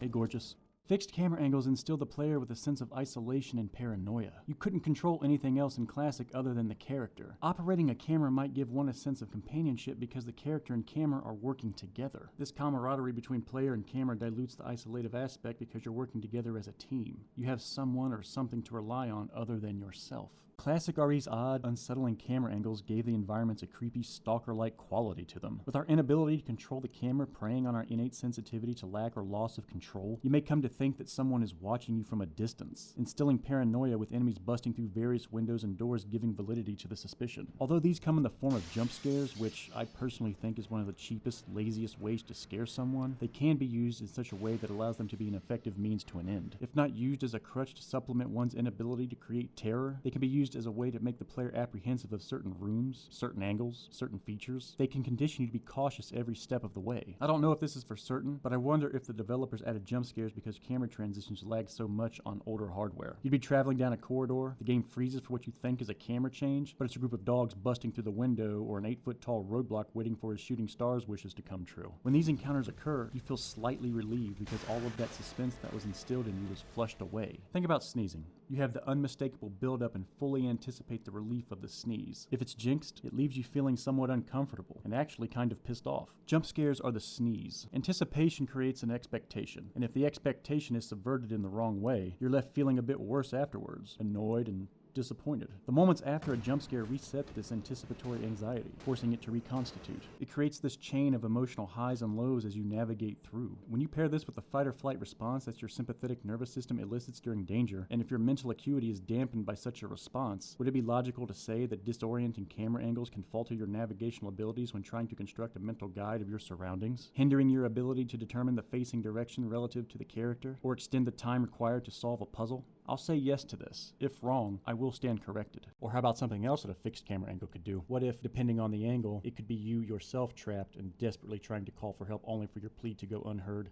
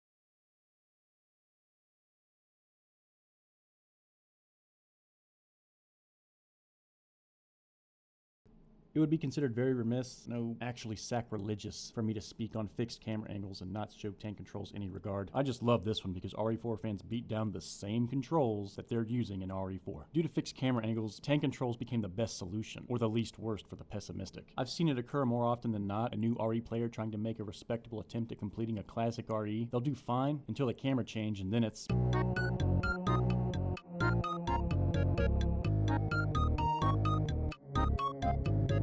It's not long after that they decide that they don't like the controls and then just quit. Please allow me to make a few suggestions. 1. Don't use the analog stick with the alternate control style to traverse. Use the D-pad instead. Using the analog stick will cause you to lose your trajectory with the slightest new input after an angle change. The D-pad will not. Use the joysticks only when dodging an enemy within the same camera angle. Suggestion 2. Please play the game longer than 10 minutes. Tank controls are not that complicated. Let's listen to what Killionaire Elon Musk has to say about tank controls. We've got video games now that require you to erect the Dubai Tower in under 10 seconds to be considered average, yet tank controls are declared unintuitive? They're considered archaic? Go fuck yourself. Go fuck yourself. A game's controls should complement the style of game it is and ultimately influence how you play it. Speedrunners are exempt from the previous statement. Let's explore 3 styles of RPG combat: real-time, turn-based, and tactical. In real-time, you can dash in and go berserk. So long as you dodge and distance yourself correctly, you've got very little worry. However, if it's turn-based, this option may not be afforded to you. You've got to choreograph your attack and defense based on or around the boss's actions. Are they going to heal? Are they going to attack? Are they going to hit you with a status effect? Is the boss one of those that get to attack 3 damn times before you get to attack once? defense. You can't take refuge out of range of the enemy's attack whenever you feel like it. You've got to wait your turn to dictate orders to your party. With your mobility gravely hindered, you need to optimize your commands. You have to consider this. You have to plan for this. You have to think. Now, apply all of that to a tactical RPG, then add the contemplation of character distance and placement on the map for tactical advantages. The type of combat system employed can affect the game's pace, it can affect its difficulty, it changes the entire feel. Tank controls were slower and restrictive. That isn't always a negative. In truth, all control styles are restrictive to some degree. As I've said, they influence how you play the game. Tank controls complemented the methodical approach needed to survive, and to call them archaic because they don't adhere to some arbitrary standard is absolute bullshit. I will admit there were a few areas where tank controls could be an encumbrance. This was mainly with the smaller, faster enemies, and they did address some of the impediments caused by tank controls not apparent in the earliest iterations. Auto-aim was removed outside of Japan to dissuade game rentals. Once it was reinstated, it made targeting enemies, especially flying enemies, easier. The 180 turn was introduced to aid with your retreat should the threat of being besieged suddenly arise. This gave tank controls a great amount of maneuverability and became not only a fundamental aspect of Resident Evil, but arguably a fundamental aspect of survival horror. A more divisive addition was the ability to attack while moving. Some felt it was injurious to the series, while others felt it was beneficial. This here is the one thing about Resident Evil that I remain indecisive about. No matter how much I try, I remain irresolute. RE5 producer Jun Takeuchi has went on record stating that he doesn't think the ability to walk and shoot would automatically make Resident Evil a better game. Obviously, the divide between people who think you should be able to run and shoot and those who don't is pretty big, and I don't think that being able to run and shoot in Resident Evil 5 would automatically make Resident Evil 5 a better game. I do agree that the ability to walk and shoot doesn't automatically enhance a Resident Evil, but I also think that the ability to walk and shoot doesn't necessarily impair it either. I think the way it was implemented in Outbreak File 2 was perfect. It was a very slow, controlled pace. It was on the cusp of what could be considered damning or appropriate. With the newer Resident Evils, it would be harder to defend its exclusion, considering how the games play. Outside of tank controls were other areas of improvement. Defense items were introduced to thwart an enemy attack should you find yourself in an enemy's otherwise inescapable grasp. This added offensive and defensive depth because the placement of the enemies was deliberate. They wanted you to really question your execution. You didn't always have the option to completely avoid an enemy. The ability to utilize items while your inventory is maxed out was another small benefit. While it relieved some of the pressure felt when traveling with a full inventory, if you were severely injured, you still needed to backtrack to areas to retrieve the health items, and they could be further than a storage crate, making the journey more treacherous than it otherwise would have been if you consolidated your inventory to one area. All of these, with the exception of the offensive mobility, didn't jeopardize the series. You were aware that you were playing a Resident Evil, unmistakably playing a Resident Evil. They helped improve on pre-existing aspects without completely mutating the game. Adopting an over-the-shoulder camera wasn't an enhancement, it was a perversion. Some may say that Resident Evil 4 was the game that brought about new ways to interact with enemies, especially the bosses. I can't say I agree with this. Classic has been incorporating alternative methods to dispatch enemies since Resident Evil 2. In Nemesis, you can electrocute Gravedigger, you could open valves and defeat Nemesis with a corrosive. In Code Veronica, you could throw Tyrant out of the plane like a FedEx employee delivering a computer monitor. And that's not an exhaustive list. With the new perspective transforming the game into a third-person shooter while simultaneously encouraging players to lay waste to everything, RE4 strayed further away from survival horror and further into action than ever before. With 4's action-centric approach, he needed to employ an improvisatory playstyle, thinking on the fly, impromptu. Here's my most recent completion of the game on professional difficulty, and I haven't played this game in 304,287,319 seconds. Mindless gameplay.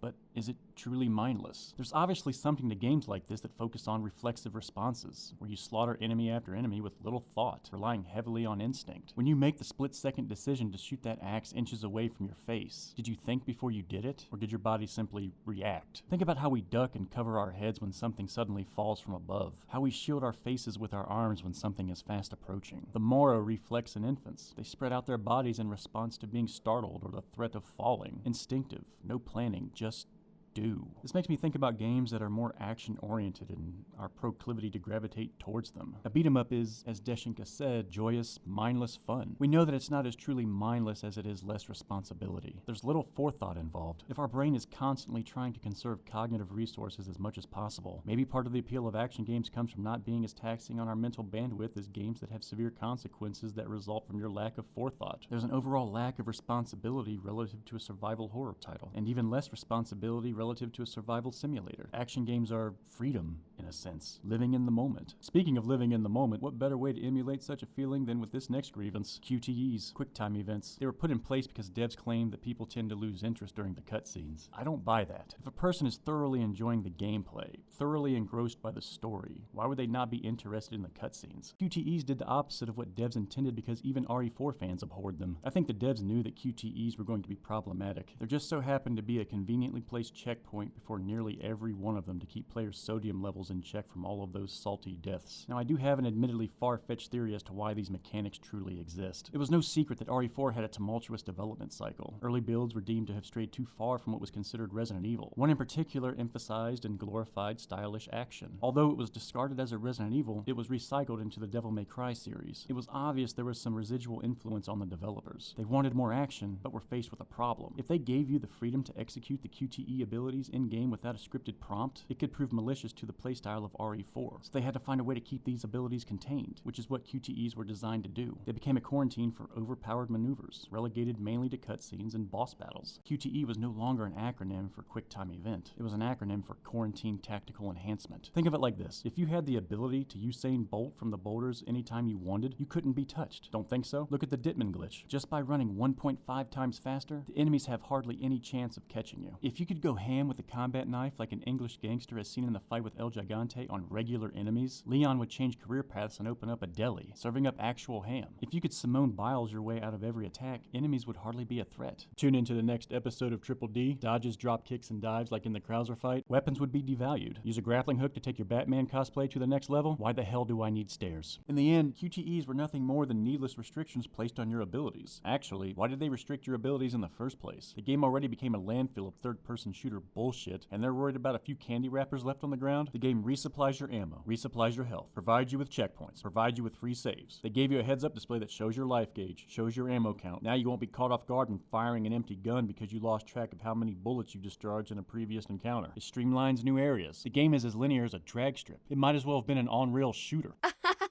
Look, I understand that you hate the game and all, but calling it an on-rail shooter is a bit much.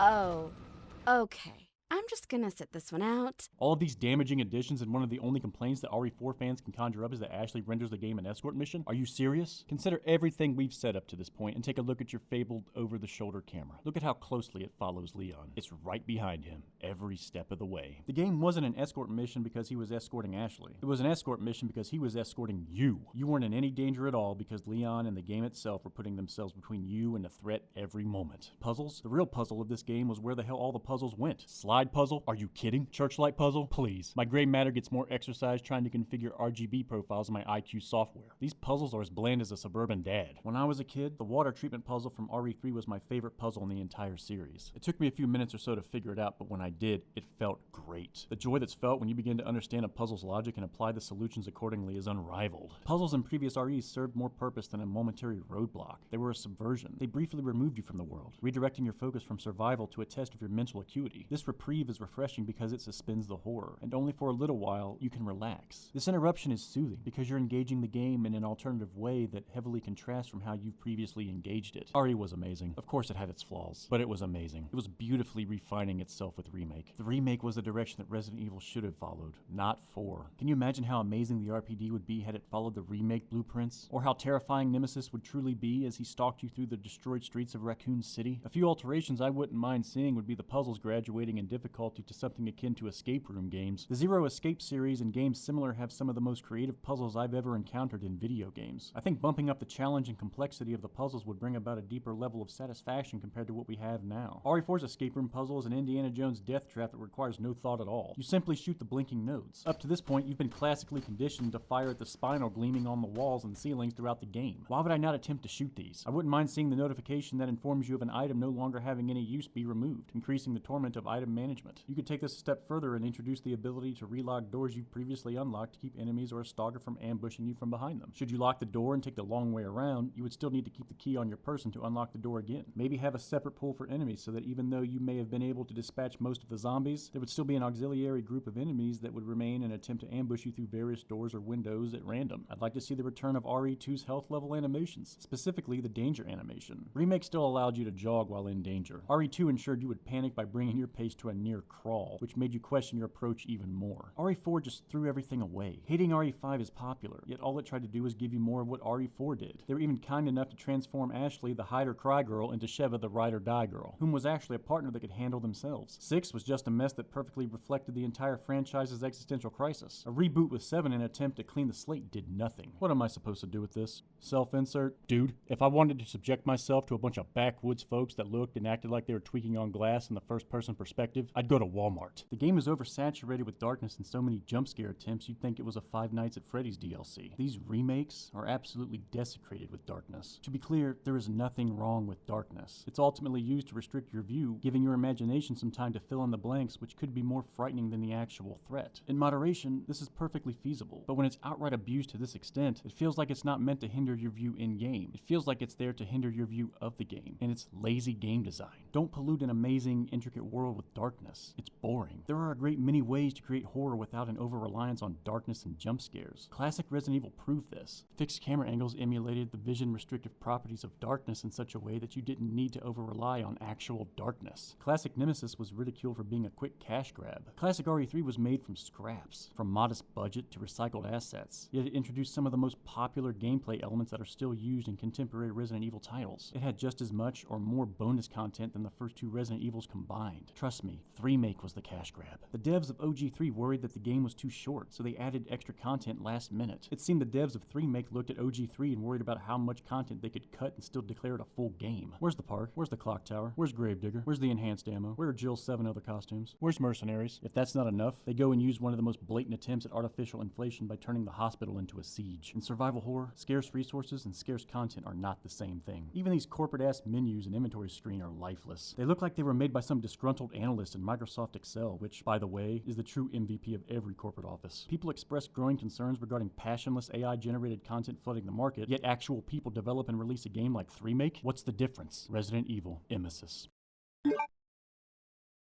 This direction Resident Evil has been heading towards, this first-person perspective, it's not Resident Evil. While it may have been the original intention, limited resources didn't allow it. The constraints forced some creative thinking, and although the original idea didn't actualize, it resulted in one of the greatest video game franchises of all time. Scarcity is what encouraged them to optimize every decision. Unlike abundance where you can afford a bit of waste, scarcity demanded they take a methodical approach. They considered all avenues and how each would affect the other. Scarcity is a breeding ground for creativity. The world of classic Resident Evil reflects this. It's so bothersome to think that devs that had fewer resources at their disposal created more of a game than devs that had considerably more resources at their disposal, as seen with 3-make. Maybe devs could benefit from some scarcity. They could place the constraints on themselves voluntarily. Look at GoldenEye 64. The inexperienced devs didn't take the most efficient route when making this game. Typically, you would create your scenarios, then construct your environments to accommodate them. The devs of GoldenEye took the inverse approach by constructing their environments first, then furnishing those environments with the scenarios. The restriction in this instance was the environment itself. The scarce resource was space. Think of it like moving into a new bedroom. The dimensions of the room are set. Now you need to figure out how to move all of your stuff into that room while maximizing your space. And the more stuff and less space you have, the more creative you need to be. Creating the scenarios first means you can perfectly tailor the level to them. It doesn't matter how much stuff you have or where you put it because you're building the room around it. While creating the missions first may be more efficient, that efficiency may be gained by constructing the bare minimum, just enough to accommodate the scenarios because you don't want to be wasting time. With building first, you run the possibility of creating more than you need. So you may construct the scenarios in such a way that maximizes the utilization of the level's features because you don't want to have wasted your time building something you're not going to use. I think both ways are beneficial depending on the type of game. A linear game might be best suited for the mission first, level later style, whereas a Metroidvania or sandbox style would be best suited for the level first, mission later. It's not about cutting corners between these approaches to level design. It's about the corners being there to be cut. Those uncut corners in a level first style, the underutilized bits in an environment, they serve to enhance the atmosphere. Similar to how extra extra fat enhances a meat's flavor when cooking it. They're not waste. When you explore GoldenEye, it doesn't have the same linear feel as most FPS games seem to have. The environments felt like a sandbox, often allowing you the freedom to complete the mission objectives in the order you choose. The maps had areas that felt secluded, away from the main road. Even though a lot of these areas weren't required to visit in order to complete your mission, they added to the atmosphere. You felt as if you were shooting your way through a facility, government archives, a subterranean control center, or a shuttle launch station disguised as an Aztec temple. Resident Evil was built on a foundation of scarcity, fixed camera angles, and tank controls. Now it's either 3PS or FPS. It's a very odd thing, video game progression. The early days were littered with games that had very little to offer. It was only a matter of time before we could break away from the rudimentary and move on to something exciting. Looking back, video games wanted to be different from one another, yet technology can only allow so much. Sadly, you look at video games today and see that we have nearly limitless tech at our disposal, yet video games are becoming more and more like each other. You could identify a classic Resident Evil immediately. It had a distinct look and feel. If you take a classic Resident Evil and place it next to a modern Resident Evil, you would not be able to tell that they were the same franchise. When RE changed in an attempt to please everyone, it lost its identity. It became a leaf in the forest, hardly distinguishable from other games within the genre. It became so similar to those other games, yet became so different to the game it used to be. And when you start complaining that a series becomes too formulaic and demand change, you end up discarding the very traits that made you adore the game in the first place. Resident Evil 4 was the game for people that didn't know how to play Resident Evil. Linear maps for those who wander blindly. Few puzzles for those that don't like thinking a bit more critically. Abundant resources for those that don't use responsibly. Zombies were supplanted by parasites. RE was always about zombies. Why would you discard the very enemy that your game was built around? Zombies are more than just a throwaway enemy. Zombies are a liminal monster, not entirely alien, yet not entirely human. Not dead, but not alive. There's an eeriness to them unlike any other monster, similar to a liminal space, an empty shopping center, an abandoned school, places perceived to always be inhabited by others, but now empty. Like a zombie, no personality, no original thoughts of their own, with any traces of uniqueness forfeited to conformity. It was someone you knew, but now it's something unfamiliar. That is Resident Evil now. Games with the Resident Evil name, but hardly any hints of the game it once was. How ironic. The game that taught us to fight against abysmal odds from becoming a soulless, lifeless entity becomes a soulless, lifeless entity. That's what happens when you're infected. You surrender all you are to become part of the crowd. And it's here that you realize Capcom didn't abandon zombies at all. They broke the fourth wall, releasing this T-virus of a game, resulting in hordes of people blindly accepting it to be the pinnacle of the series and attacking anyone who doesn't agree. Just like zombies. And even that is a minor point. Death is the biggest motivating factor in life. No matter how fast you may run to escape it, death will always be a head turn away. Zombies represent death's eternal pursuit of all living things. In the beginning, you, young, healthy, and full of vigor, may outrun them for days, months, years, a lifetime. And in that lifetime, there will come a moment that will render your future shorter than your past. What was perceived as abundance is now growing scarce, with each new day becoming more precious than the last. Then one day, you're not as quick as you used to be. Your aged and wearisome body gets a little slower, all the while the zombies maintain their pace, closing the distance day by day. Eventually, they catch you. Zombies are a reminder of the ephemerality of life, a reminder that our time, like a true Resident Evil's resources, is finite. Use it wisely. I'm Psyche, and thanks for watching. So, I have something to say. This is something that's bothered me since forever. The tyrant fight on the back of the plane in Code Veronica? If you lost that fight, it was your fault. The amount of people I've heard complain about this, even RE veterans, is absolutely ludicrous. Oh, it's bad game design. Oh no, it's the game's fault. I wasted my stuff. Steve Burnside is terrible. Oh, it's not Steve's fault you wasted your ammo. I mean, if anything, the dweeb actually made it easier for you. When you have to play as that Dookie Nugget, you get free reign to clear the area from every zombie. He actually helped you out. Oh my god, I can't believe I just gave that human septic tank some credit. Still, if you budgeted your things, as any decent RE player should, you wouldn't have got the crap kicked out of you in the plane. Deep down, you know it's true. Someone had to tell you. Don't confuse incompetence with bad game design. CVX has many legitimate issues, but the tyrant fight isn't one of them.